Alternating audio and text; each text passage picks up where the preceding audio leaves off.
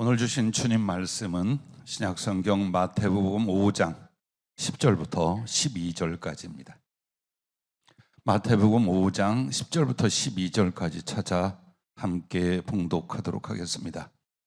의를 위하여 박해를 받은 자는 복이 있나니 천국이 그들의 것임이라.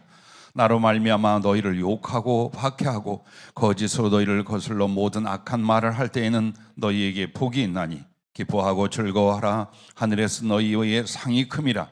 너희 전에 있던 선지자들도 이같이 박해하였느니라. 아멘. 애쓰고 분주히 살고 있지만 우리가 여기서 무엇을 이룰 것이라 자꾸 생각을 하죠.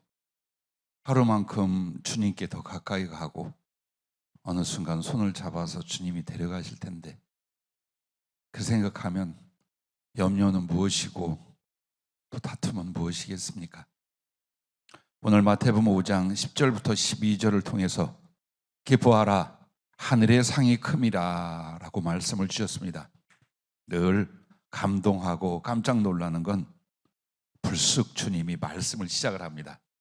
기뻐하라 하늘의 상이 큼이라. 예? 아니 그것이 설교 제목, 말씀 제목입니다. 자, 오늘 이 본문 말씀을 통해 여러분과 나는 복음을 위하여, 주님을 인하여, 의를 인하여 욕을 먹거나 핍박을 당할 때에 슬퍼하고 분노하고 좌절할 수 있습니다. 그러나 오히려 아주 크게 기뻐하라. 아주 기뻐해라. 왜? 너희의 상이 큼이라. 이렇게 말씀을 합니다. 우리는 어쩌면 진정한 삶과 영원한 것과 하나님 기뻐하실 것보다 현실과 필요의 이익을 복으로 믿고 추구하는 우리에게 진정으로 기뻐하고 사모할 상과 복이 무엇인가 오늘 이 말씀을 우리에게 주셨습니다. 첫째로 주님과 복음을 위해 희생과 핍박이 있다면 당해보셨습니까? 당하고 계십니까?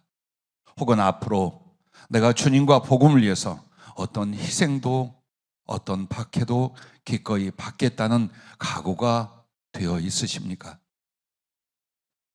오늘 본문 마태복음 5장 10절에서 12절 말씀처럼 우리에게는 어쩌면 주님을 위해 산다, 그의 일을 한다, 복음을 전한다 라고 하여 행복하고 칭찬받고 후원받는 것이 아니라 바랄 수 없는 희생은 있는데 핍박이, 그리고 더 나아가 순교의 자리에 던져질지도 모른다는 것입니다.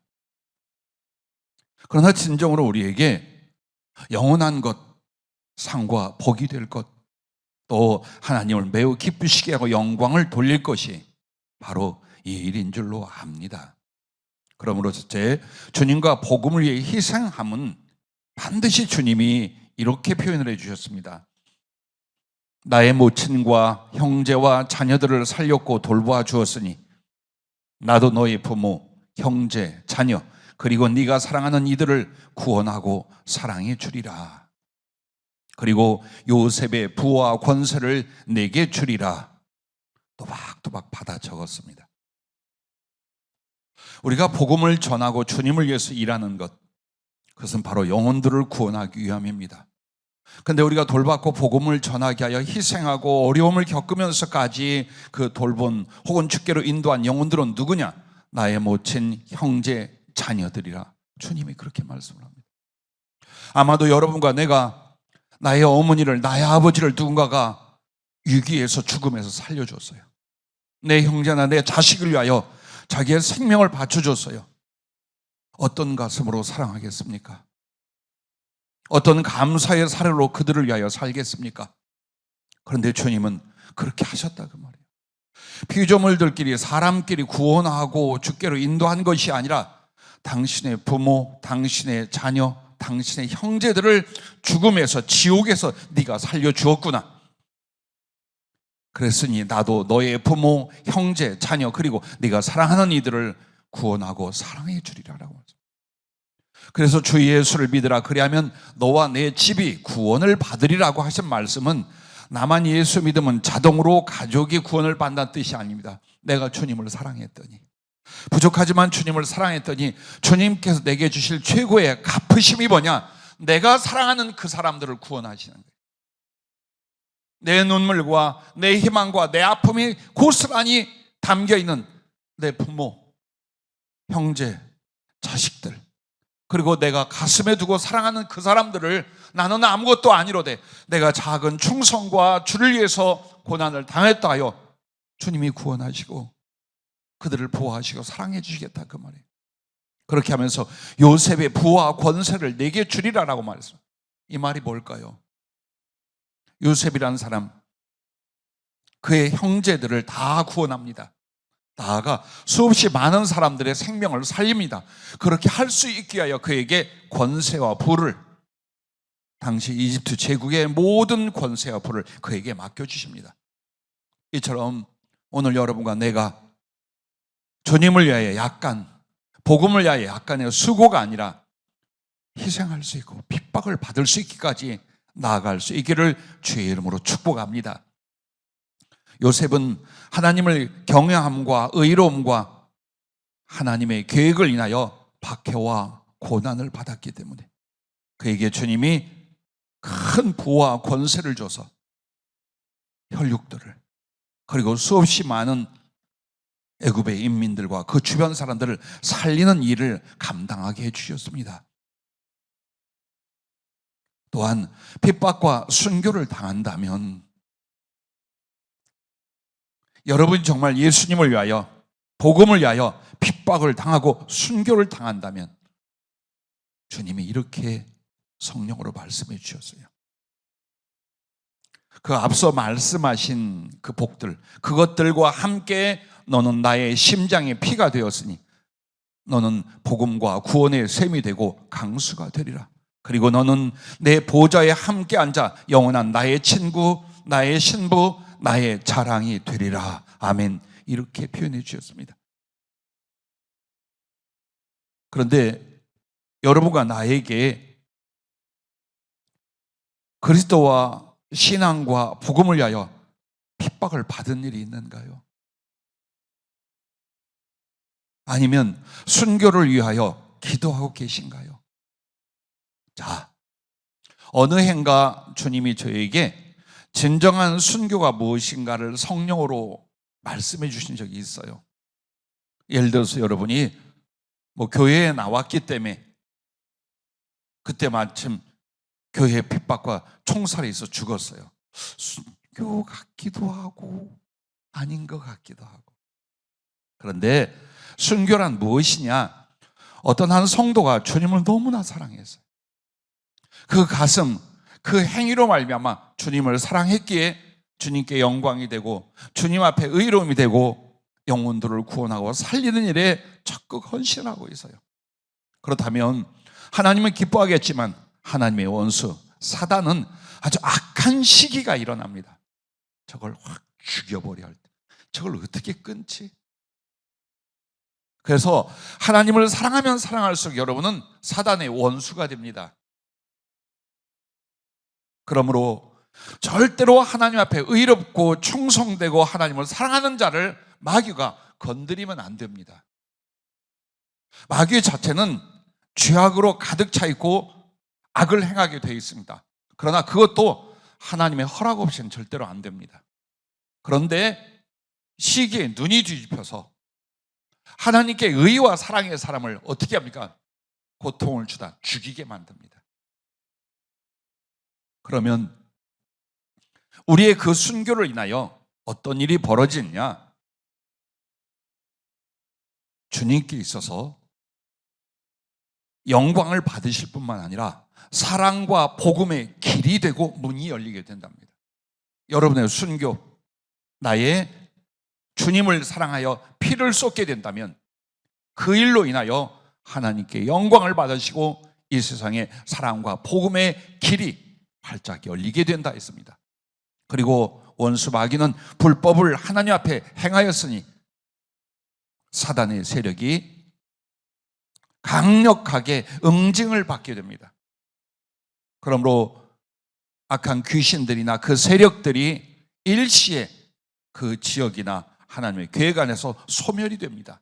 물론 다시 나타나겠지만 소멸이 되게 됩니다. 그렇게 하면서 그 사이에 복음이 왕성하게 전파되며 성령의 강력한 역사가 일어나서 많은 사람의 구원을 얻고 하나님께 영광을 돌리고 복음의 문이 활짝 열리게 만드신다는 것입니다. 여러분, 그렇습니다. 한 사람의 피 흘려 그리스도 예수를 사랑한 복음을 위하여 죽음으로 말미암아 성경 안의 인물들과 그리고 세계 곳곳과 우리나라에 기독교가 전해질 때에도 어땠는가를 보십시오. 정말 무서울이 많지 강력한 성령의 역사가 영혼들을 구원합니다. 그렇게 하기에는 한 사람의 흘린 피가 있어요. 주님을 사랑하고 복음을 위하여 목숨을 내어놓은 이들이 있어요. 주님처럼 그들이 바로 하늘의 미랄이 되어서 30배, 60배, 100배의 영혼을 구원하는 역사가 일어나게 된답니다. 그래서 바로 핍박과 순교를 당하는 사람들을 주님은 너는 나의 심장의 피가 되었으니 라고 말하는 것입니다. 그래서 그 사람과 그 사람의 행적을 인하여 복음과 구원의 셈이 되고 강수가 되게 하리라. 복음이 끝없이 영혼 구원의 역사 끝없이 샘솟듯 강물이 흘러가듯 그 한 사람의 거룩한 희생을 통하여 일어나게 된다, 그 말입니다. 우리 교회에 사명자 주의종들이 많이 계십니다. 나는 여러분들에게 정말 사람의 판단과 세상의 평가로 크고 막중한 일들을 많이 이야기합니다. 그러나 주님 안에서 부탁하기를 고난을 각오해 주십시오. 가난과 핍박과 죽음도 여러분 안에 얼마든지 주님과 복음을 위해서 받아들일 수 있는 사람, 그게 진짜 사명자고 주의종입니다. 만약 그 중심에 서지 않는다면 아마도 여러분은 안수를 받고 여러분은 어떤 사역을 한다라고 하지만 하나님께서는 그렇게 크게 인정 안 하실지도 몰라요. 주님의 종과 그 길을 가는 사람만이 아닙니다.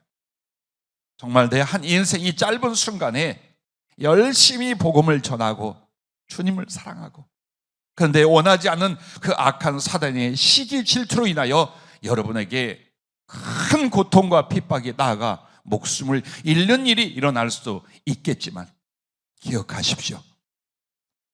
그리고 너는 내 보좌에 함께 앉아 영원한 나의 친구, 나의 신부, 나의 자랑이 되리라. 할렐루야. 당연히 하지 않겠습니까?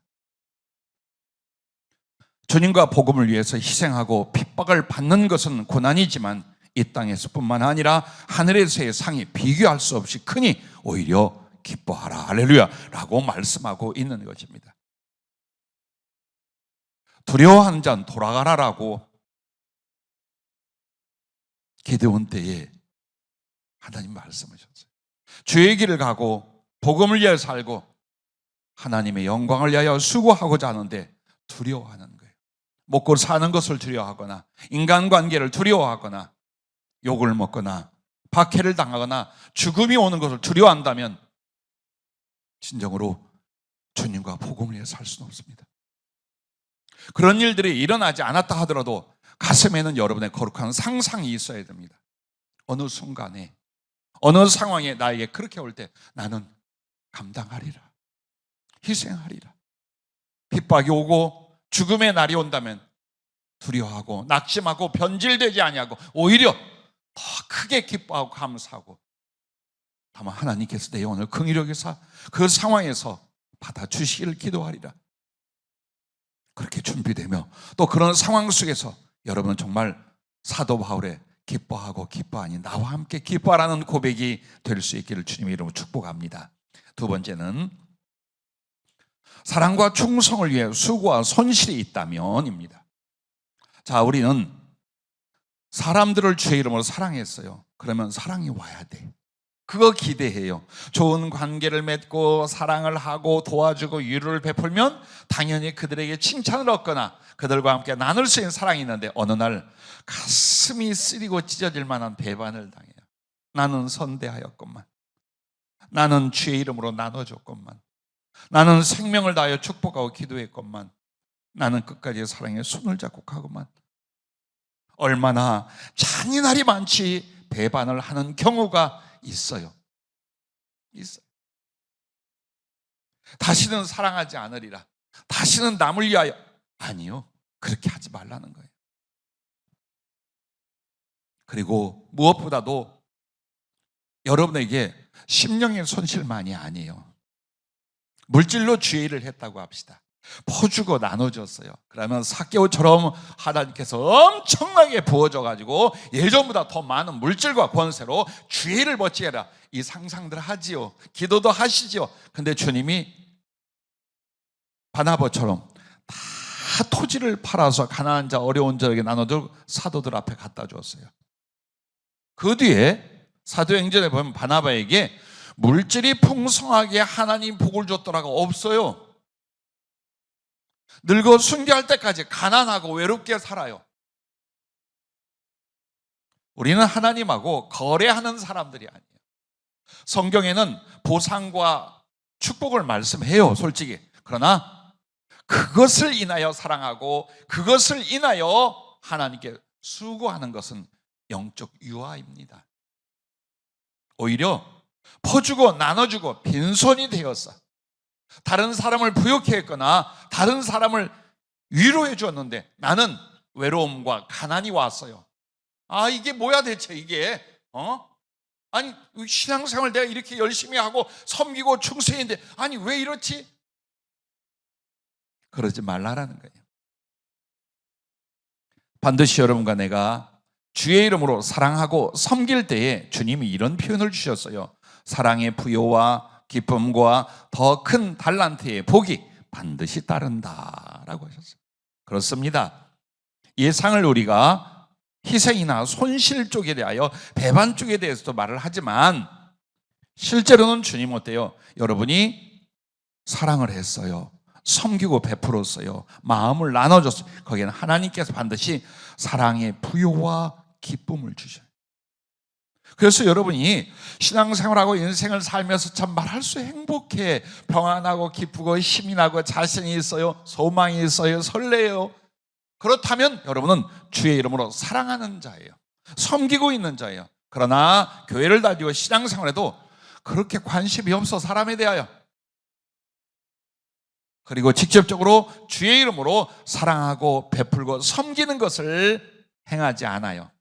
그래서 똑같이 예수 믿는 사람이나 안 믿는 사람을 겪을 수 있는 그 갈등, 번뇌, 고통, 괴로움, 좌절이 그대로 오고 있는. 행복이 무엇이겠습니까? 순간적인 내가 원하는 것을 얻은 것이 아니라 성령으로 말미암아 내 안에 사랑할 수 있는 가슴이 있어요. 째짜고 비좁고 인색하고 그냥 다투고 이게 아니라 충분히 포용하고 베풀고 사랑하고 영혼을 기뻐할 수 있는 그 가슴, 이게 행복이에요. 그리고 그것은 모든 부분에 큰 기쁨을 가져옵니다. 주 안에서의 기쁨, 사람과의 기쁨, 내 자신 안에서 기쁨을 주게 되는 거예요.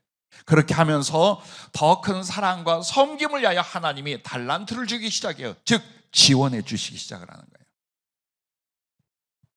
그 복이 반드시 따른다고 합니다. 왜? 그것은 하나님께 한 거예요. 하나님께 구워준 것이며 하나님께 드려진 것이라 하나님이 더 아름다운 사랑의 성취와 주의 이름의 영광을 위하여 여러분에게 달란트로 그 사랑할 수 있는 것들을 부어줄 줄로 믿으시길 바랍니다. 자, 한 가지 더 생각하기는 사랑과 충성을 위해 배반이나 크게 손실을 당한다면 어떨까요?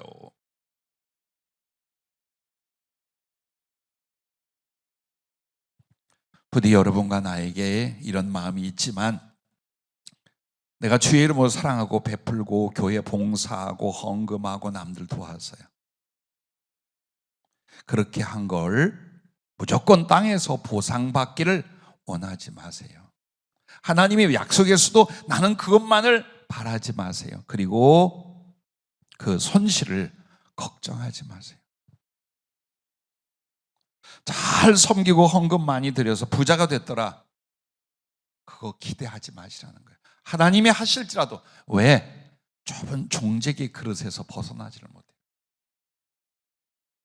왜냐하면 정말 주님 앞에 큰 축복하여 쓰실 큰 그릇이 어떤 것이냐, 어떤 심령이냐, 사랑과 섬김을 위하여 수고하고 손해를 보는 사람이에요. 그럼에도 하는 사람들이에요. 내가 조금 베풀었더니 하나님이 크게 보상하더라. 내가 조금 사랑했더니 하나님이 이같이 복을 주더라. 계속 그 생각으로 합니다. 그런데 아무리 사랑하고 베풀고 섬겨도 내게 그렇게 물질적이거나 세상적이고 인간적으로 기뻐할 만한 것들이 막 일어나지는 않아요. 그런데도 여전히 베풀 수 있어요. 사랑할 수 있어요. 나눠줄 수 있어요. 그게 큰 그릇이에요. 그 심령, 그 중심이 바로 하나님 앞에 큰 그릇이 이미 된 사람들이에요. 성령으로 주님 이런 말씀을 하셨어요.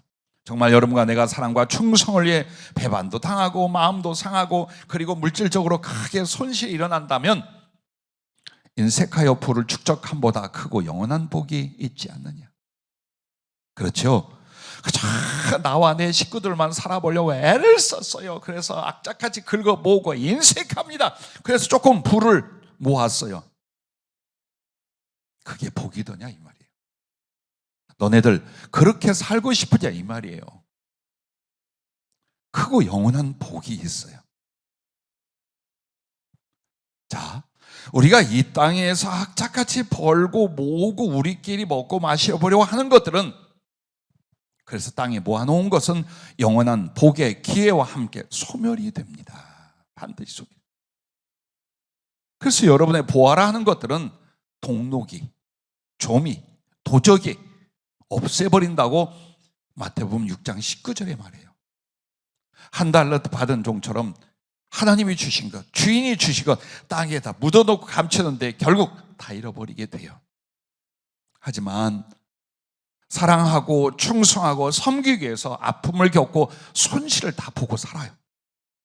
그것은 하늘에 쌓은 보아요 영원한 복이라는 것입니다. 그러므로 영원한 이 복을 받는 그 사람들, 이렇게 기억하래요. 땅에서 상을 받으면 더하기, 플러스 더하기가 되나 나와 사랑의 섬김을 위하여 손실을 보는 자는 하늘에서 상을 받되 곱하기가 되어 그 몫은 무한수가 되느니라. 이렇게 표현해요. 그래요. 이 땅에서 하나님께 보상을 받는다면 1 더하기 99, 그래 100을 주마. 큰 거죠. 감사할 일이죠. 그런데 그 보상이 없었어. 그냥 가난해졌어요. 그냥 억울하고 비천하게 멸시를 받았어요. 나는 사랑과 충성과 섬김을 다했어. 그때에 하늘에서 만약 주님이 그것을 주신다면 곱하기가 된다. 100 곱하기 100이 되게 하신다. 그리고 입고로 그 결과의 수는 무한수. 100이라는 말은 100개를 말하는 게 아니에요. 성경에서 무한한다. 무한수가 된다.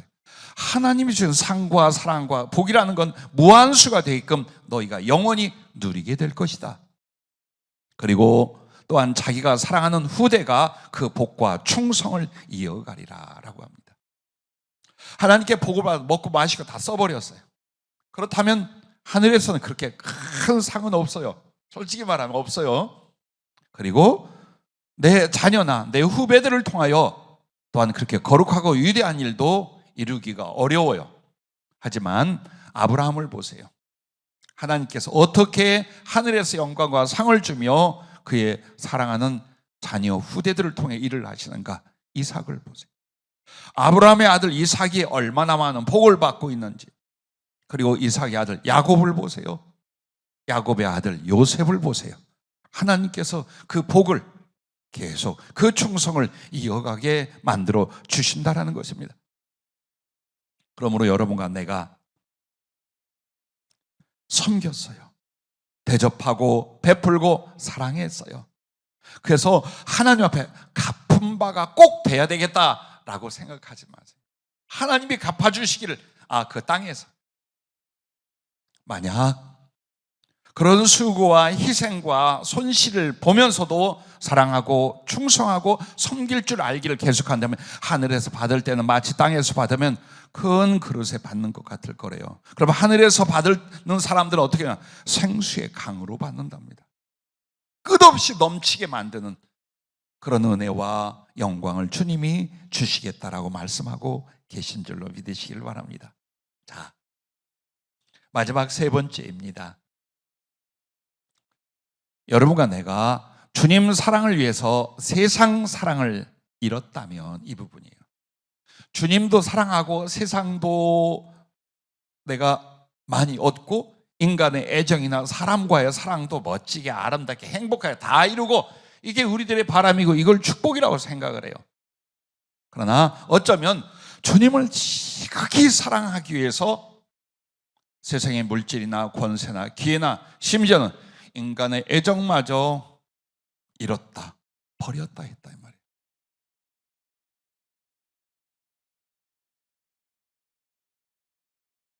먼저 이걸 생각하래요. 여러분과 나에게 그 바람 중에 주님 사랑과 세상 그리고 사람 사랑을 함께 소유하려고 하는 자는 어떻게 되느냐?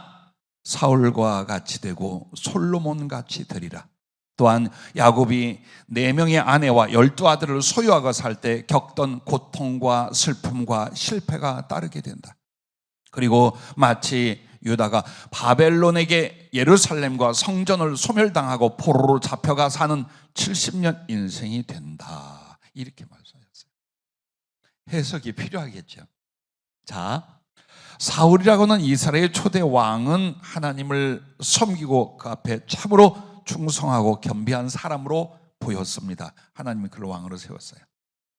근데 이 사람이 하나님이 자기를 왕으로 세워진 뒤에 그 하나님을 사랑하고 경외하고 기쁘시게 하는 것보다는 이제 자기의 왕권을 강화하고 그 왕위가 자식에 이어져 가서 대대로 부귀와 권세와 영광 누리기를 바랍니다.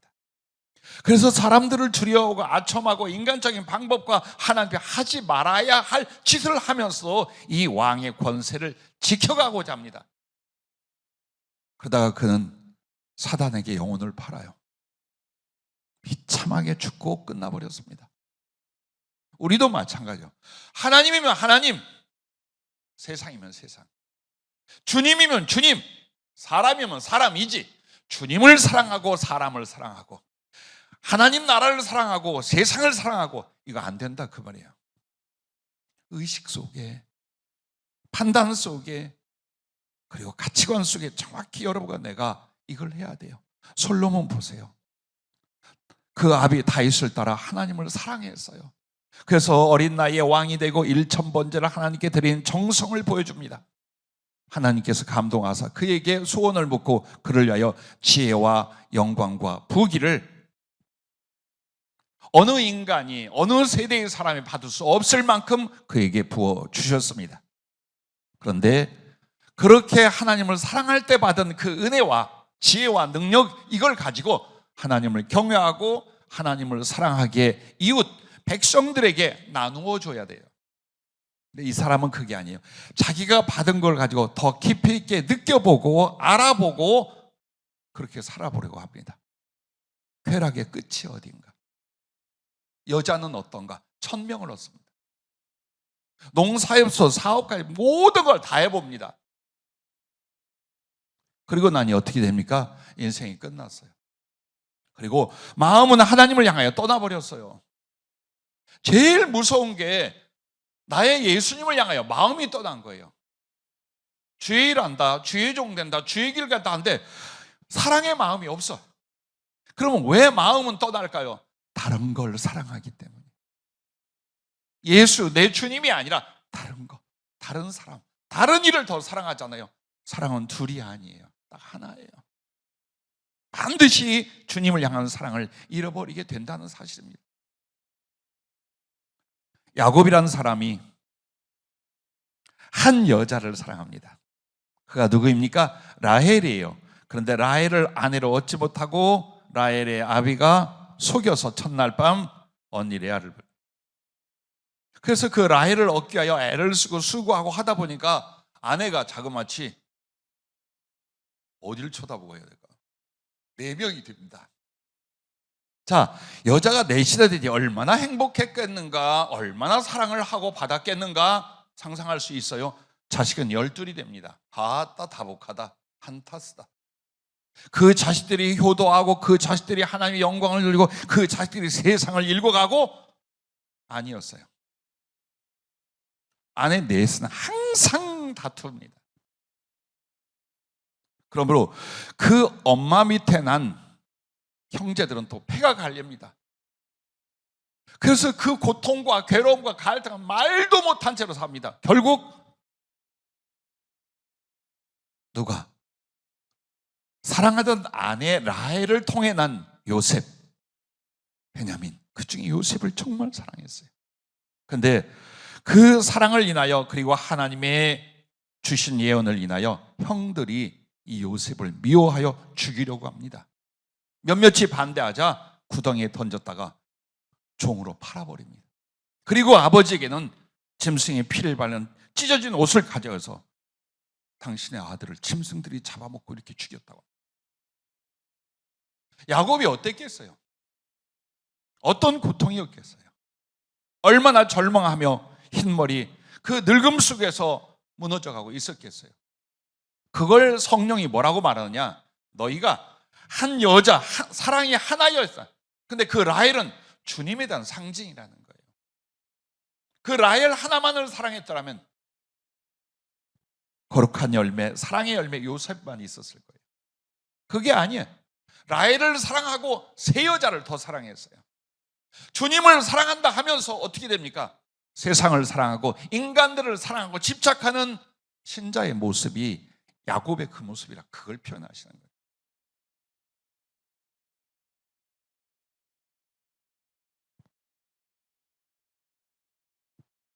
우리들에게도 마찬가지입니다.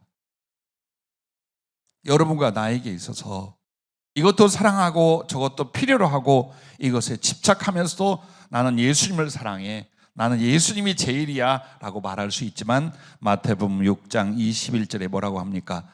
한번 따라해 주시기 바랍니다. 네 보물이 있는 그곳에는 네 마음도 있느니라. 거짓말 못합니다. 하나님 앞에 우리 거짓말 못합니다. 내가 무엇을 보물로 여깁니까? 그것이 사랑의 대상이에요. 사랑하고 좋아하고 집착하는 대상이 내 보물이야. 젊은 남자 청년들에게 사랑하는 애인이 생겼습니까? 분명히 보물 같을 거예요. 자매들에게 결혼하고 싶은 남자가 생겼습니까? 보물이 됩니다. 한번 인생이 실패하고도 다시 가정을 갖고 싶고 남자를 필요합니까? 그게 보물이야. 그래서 아무리 애를 쓰고 수고해도 가슴속에 예수님이 제일로 내 앞에 사랑으로 올라가지를 못해요. 절대로 못합니다. 우리가 어떻게 더 주님을 사랑할 수 있는가?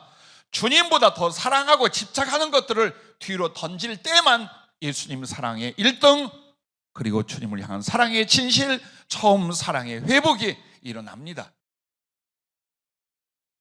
나는 물질도 사랑하고 주님도 사랑할 수 있어. 나는 인간의 애정도 가져야지만 주님의 사랑도 필요해. 불가능하다라고 주님은 이렇게 말씀을 하고 계신 것입니다.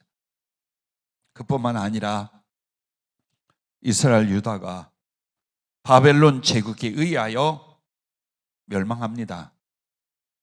그럼 바벨론은 구약에서부터 계시록에까지 무슨 상징이냐? 세상이라는 것을 상징.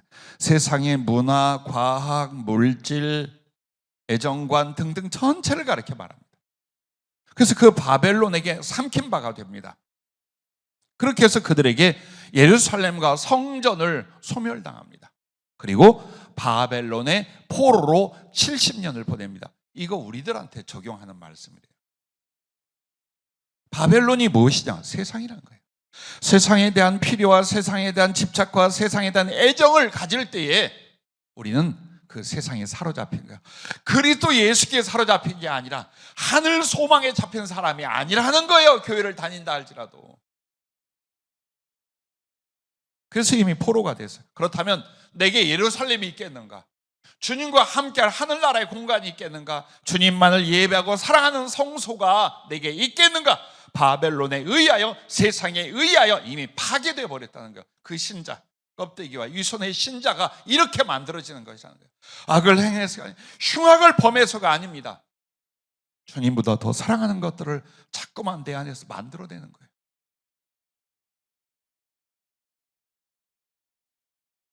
여러분과 나는 시집 장가갈 때 많이 주례사로 쓰는 말씀이 아담과 하와에 대한 이야기예요. 하나님이 아담을 왜 먼저 만들고 하와를 나중에 만들었을까요? 남자가 1등, 여자가 2등? 왜 만들었을까요? 여러분 그 생각 안 해보세요.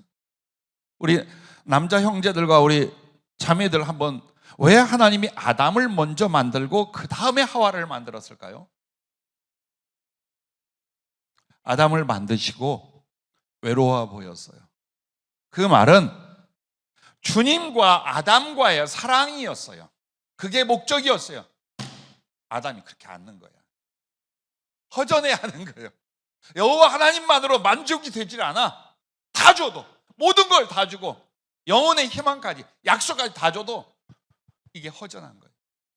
그게 딱 해서 하와를 만든 거예요. 하와가 목적이 아니에요. 아담이 목적이었어요. 남성이나 여성이를 말하는 게 아니라 여러분이 목적이에요. 근데 여러분은 다른 사랑을 필요로 하는 거예요. 혼자 살아봐, 얼마나 힘든가. 나이 차면 결혼하고 다 해야지. 그리고 사람이 어떻게 혼자가, 사랑할 사람도 있고 가족도 있고 친구도 있지. 당연한 말이에요. 아담이 그랬어요. 그런데 그 외로워하고 주님 사랑만으로 만족하지 못하는 아담을 위하여 하와를 줬을 때 어떻게 됐습니까? 하나님을 배반해요. 그 하와를 인하여 하나님을 배반합니다.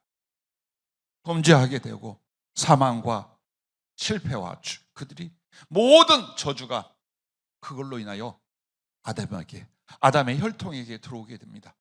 오늘 우리와 똑같다는, 우리도 예수님을 만났을 때 예수님 말고 뭐가 필요하던가요? 예수님 말고 여자가 필요하고 남자가 필요하던가요? 예수님 말고 물질이 필요하고 세상에서 잘 먹고 잘 사는 게 필요했던, 그렇지 않았잖아요. 얼마나 행복했어요. 얼마나 감동하고 기뻐했어요. 주님이면 되고 주님을 위해 죽겠다고 했어요. 근데 세월이 가면서 주님 감사합니다, 그 사랑 감사합니다만, 그렇습니다만 하고 자꾸만 보자.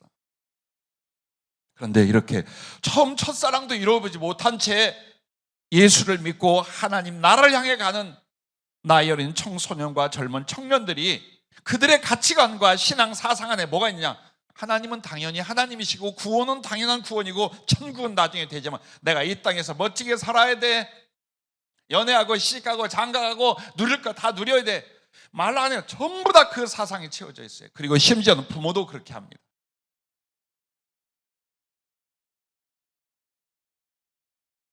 어렵고 힘든 인생을 살다 만난 목사님 부부가 계셨습니다. 그리고 건강도 좋지 아니하며 생활도 좋지 않은데 외동딸이 주어졌고 그 외동딸도 역시 몸도 건강하지 못하며 여러 가지 어려웠어요.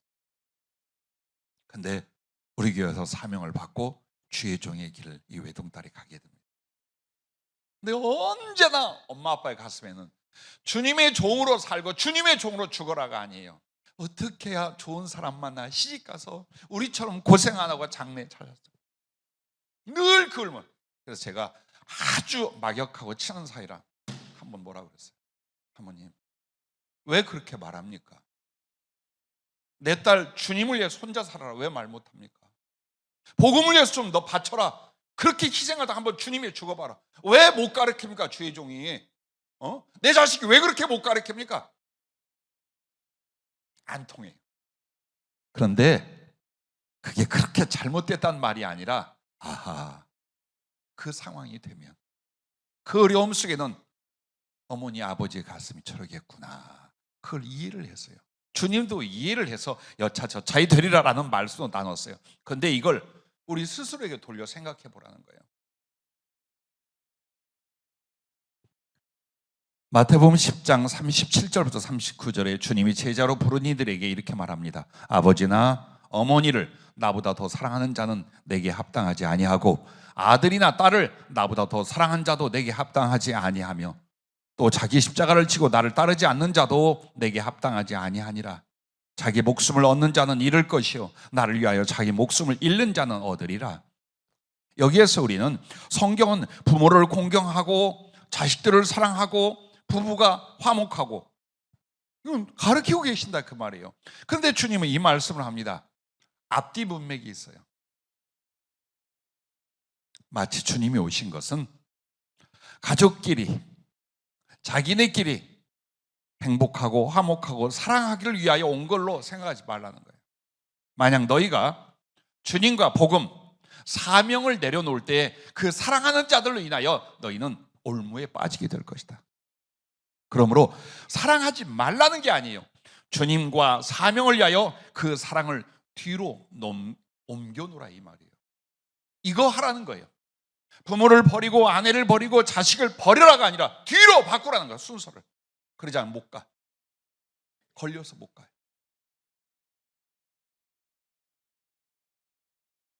죽을 각오를 한다면 왜 못 내려놓겠어요?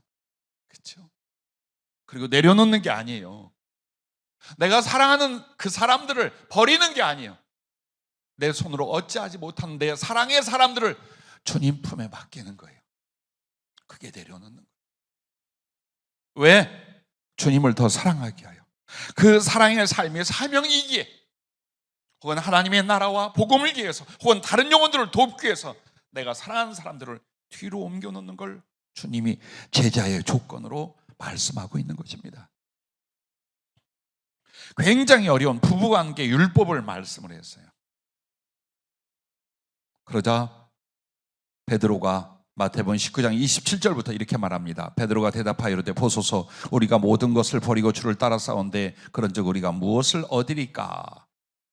자, 여러 가지 어려움들 힘든 거 이것저것 복잡하게 듣고 나서 딱 그렇게 말합니다.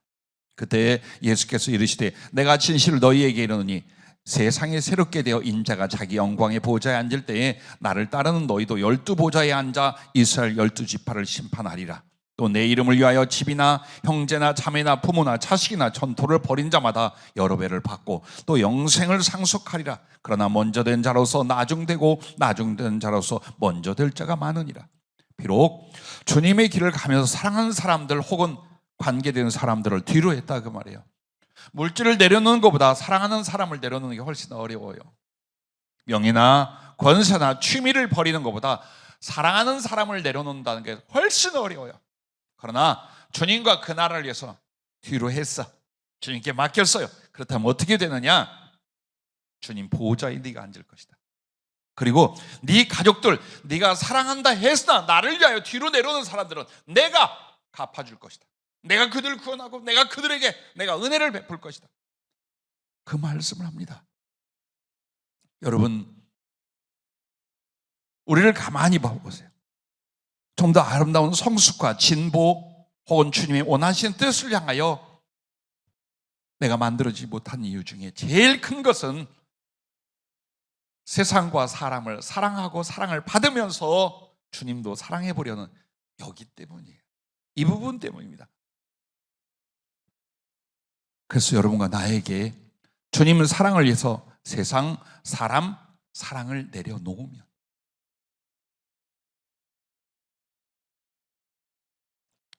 저는 결혼에 대해서 다른 관심이나 다른 사상을 갖지는 않습니다.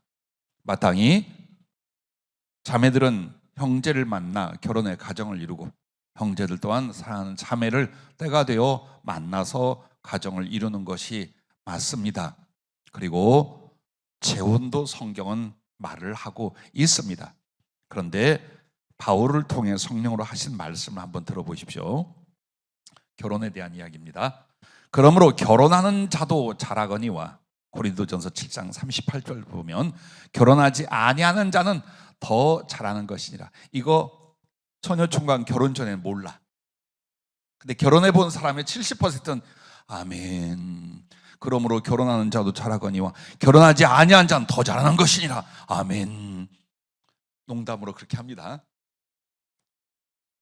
아내는 그 남편이 살아있는 동안에 매여 있다가 남편이 죽으면 자유로워 자기 뜻대로 시집갈 것이나 이제 재혼에 대한 이야기예요. 그러나 그렇게 시집갈 수 있다 이 말이에요. 주 안에서만 할 것입니다. 정욕으로 인간적인 외로움으로 나중에 노후가 걱정돼서 가는 그런 재혼은 하지 말아라는 거예요. 그토록 살면서 고생해봤는데 그때 정말 아픔과 어려움 겪었는데 또다시 너는 인간의 애정이나 삶의 염려를 위하여 재혼을 하겠느냐? 만약 한다면 주 안에서만 해라. 같은 신앙과 같은 거룩한 꿈을 가진 내 구주 예수를 연합하여 사랑할 수 있다면 가고, 외로워서 힘들어서 돈 받으려면 가지 말라는 뜻입니다. 그러나 내 뜻에는 그냥 지내는 것이 더욱 복이 있으려다. 나도 또한 하나님의 영을 받은 줄로 생각하노라. 자, 자매들이 자라나 이제 약혼을 하게 됩니다. 시집갈 때가 됐어요. 사도 바울은 뭐라고 하는 줄 압니까? 결혼하게 시켜, 시집 보내. 근데 만약 하나님 나라를 위하여 혹은 하나님을 위하여 어떤 작전과 계획이 있고 뜻이 있다면 보내지 마. 그리고 나서 결혼하는 거 잘하는 것이야. 그러나 결혼하지 않는 건 더자. 왜? 결혼을 못해서가 아니라 주님을 위하여, 복음을 위하여 그 애정을, 그 사랑을, 그 행복을 내려놓을 수 있다면 넌 진짜 하나님 앞에 복된 자다. 그걸 말씀하고 계신 거예요. 무조건 천연 천연으로 늙고 총각은 총으로, 그 말을 하지 않습니다. 예수께서 이르시되 마태복음 19장 11절에 보면 이렇게 말합니다. 사람마다 이 말을 받지 못하고 오직 타고난 자라야 할지니라. 어머니의 태로부터 된 고자도 있고 사람이 만든 고자도 있고 천국을 위하여 스스로 된 고자도 있도다. 이 말을 받을 만한 자는 받을지어다. 이 말이, 고자란 혼자 사는 걸 말하는 표현이에요. 근데 왜 이 말을 하느냐? 하늘을 위하여, 즉 하나님 사랑 예수 그리스도를 위하여 자기의 인간의 애정과 그 애정에서는 행복을 내려놓을 수 있다면 너 그 말 받을 만하니? 너 그런 믿음이 있니? 그다음 넌 하늘로부터 태어난 자다. 그것을 주님이 말씀하는 거예요. 왜 그럴까요? 왜 성경은 이런 말씀들을 할까요? 여러분에게 더 고상한 이상, 더 거룩한 가치, 더 소중한 하나님에 대한 사랑이 무엇인가를 아주 깊게 하는 말씀이에요. 다 그렇게 되라는 게 아니라 그걸 말하는 거예요. 우리는 보편적으로 가정 이루고 사랑하고 거기서 알콩달콩 행복하고 이것을 하나님의 뜻이라고 봅니다. 틀린 말 아니지만 그보다 더 윗단계가 있어요. 그보다 더 고상하고 거룩하고 아름다운 게 있어요. 외로움이에요. 세상 사랑이 아니라 세상을 위하여 주님 때문에 외로움을 선택하고 고독을 선택하고 제한을 선택하는 그 부분이, 하고자 하면 할 수 있지만 하긴 뭐래? 노력한다고 부자 되고 노력한다고 멋진 가정 이루고 노력한다고 아주 멋진 연애와 사랑을 하고 이게 되나요? 그러나 그 시도 자체를 제한할 줄 알고 내려놓을 줄 아는 사람은 하늘로부터 태어난 사람, 즉 본래 하나님께서 그 영혼을 그렇게 받아주고 사용하는 사람이다 라고 복된 말씀을 하고 계신 것입니다. 그러므로 주님은 이런 표현을 주셨습니다. 그는 사람으로서 외로움이나 얼마간의 고난이 있었으나 마치 요셉이 나를 바라여 홀려되어 13년을 지나니 나의 사랑과 위로와 동행을 영원히 누리고 더 많은 이들의 간절하고 진실한 사랑을 받으며 나의 사랑을 온 세상에 전하고 이룬 30에서부터 110세의 인생과 같으리라. 이 적용을 보래요. 17세의 소년 요셉이 형제들의 미움과 시기로 인하여 팔려갔습니다. 애굽 시대장 보디발의 집에서 종이 됩니다. 그러나 많은 유혹과 시험도 주님을 경외하여 그것을 거절하다가 모함을 당하고 감옥으로 갑니다. 그것을 13년을 당했어요. 자, 이것이 바로 세상이나 인간의 사랑을 하나님을 사랑하는 것보다 뒤로 하는 상황을 말하는 거예요. 오늘 우리도 그렇게 할 수 있느냐? 그럴 수 있는 사랑의 용기와 가슴이 있느냐? 그걸 주님이 묻는 거예요. 그런데 주님이 정말 그 외로움을, 그 홀로 된 고독을 계속 살게 했느냐? 안 했어요. 30이 되어 하나님의 지혜로 그는 오히려 종되고 감옥살이 하던 애굽이라는 제국에 총리가 되고 왕의 실권자가 됩니다. 그렇게 하면서 그에게 가정이 주어지고 뿐만 아니라 왕과 많은 사람들이, 그리고 그 주변의 많은 백성들까지 그를 얼마나 간절히 사랑하고 갈망하게 되는지, 그리고 결국 그 미워하고 갈등을 갖던 자기 형제들까지 사랑하고 그를 존경하게 됩니다. 그게 30부터 110세 주님이 데려갈 때까지 그랬어요. 보라는 거예요, 우리들. 내가 주님 때문에 복음을 위하여 외로움을 당하고 제한을 하고 세상 걸 내려놓으면 평생에 얼마나 불쌍하고 안쓰럽고 힘들고 어려울까, 이것만을 생각하는 거예요. 나이 젊어서나 나이 꽤 먹어서 계속 그 생각만 하는 거예요. 즉 주님을 위하여 홀로 되겠다, 혹은 주님만을 더 사랑하겠다, 주님을 사랑하게 하여 나는 세상이라는 것을 내려놓겠다, 이 결단, 주님에 대한 진실한 사랑이 아니면 안 나옵니다. 그걸 어떻게, 그걸 왜 그렇게 됩니다. 그러므로 기뻐할 것은 세상에서 내가 사랑할 수 있는 것과 좋아할 수 있는 것을 얻었다고 하나님께 기뻐하고 감사할 수 있어요. 하지만 주님을 위하여 세상을 내려놓고 인간의 애정을 뒤로 할 수 있는 것을 위하여 더 크게 기뻐하라고 주님이 이 말씀을 하고 계신 것입니다.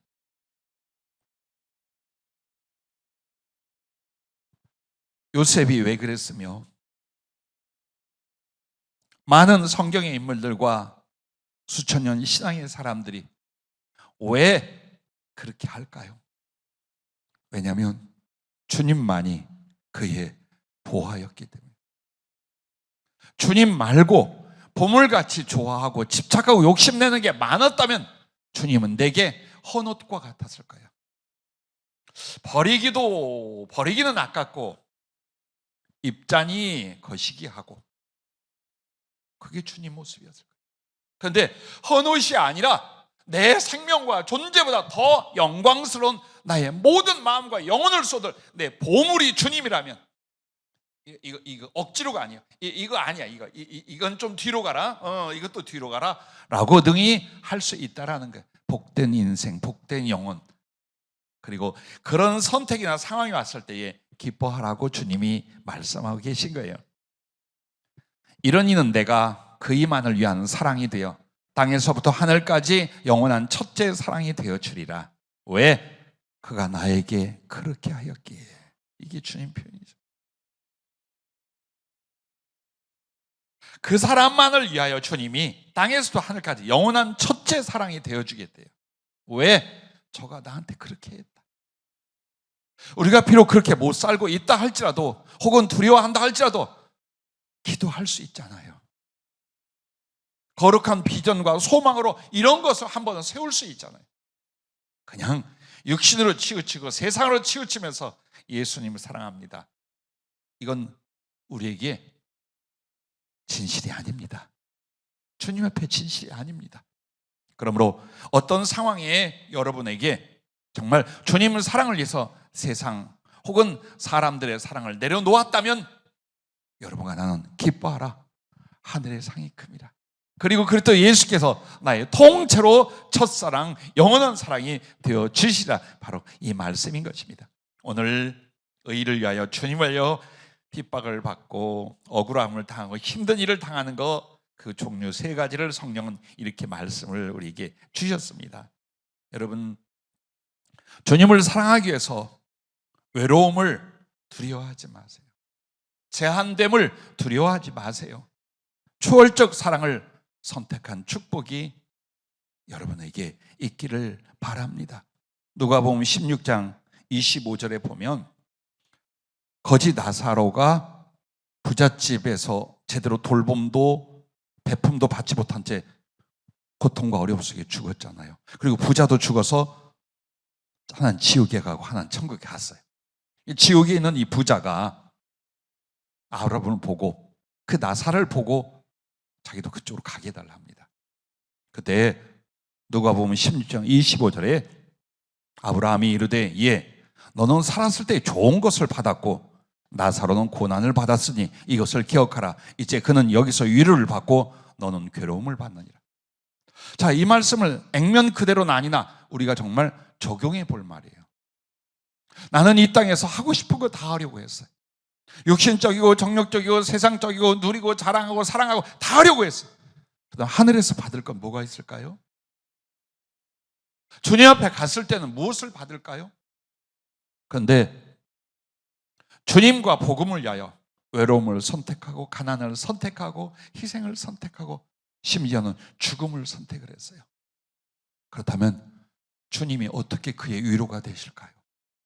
주님이 그 사람을 위하여 어떤 존재로 함께 하실까요? 오늘 그것을 기억하라라고 하셨습니다.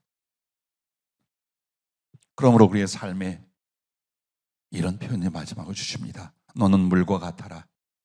물은 하늘에서 나서 땅으로 내리느니라. 겸손히 아래로 흘러 사랑으로 생명을 주노니 오염은 씻어 가져가고 새로움으로 만물을 소성케 하느니라. 물은 하늘을 담아내고 땅을 푸르게 하나니 선하고 아름다워 나의 마음과 행위를 나타내느니라. 너희도 물과 같아 사랑으로 내리고 겸손으로 흐르라. 생명수의 강이 하나님 및 어린 양의 보좌에서 나오나니 네 안에 가득하여 생명나무가 되고 만국을 치유하고 풍성하게 하라. 그 착하고 충성된 생명수들은 다시 나의 보좌로 돌아오리라. 아멘. 우리 오늘 말씀을 잡고 같이 한번 기도하겠습니다.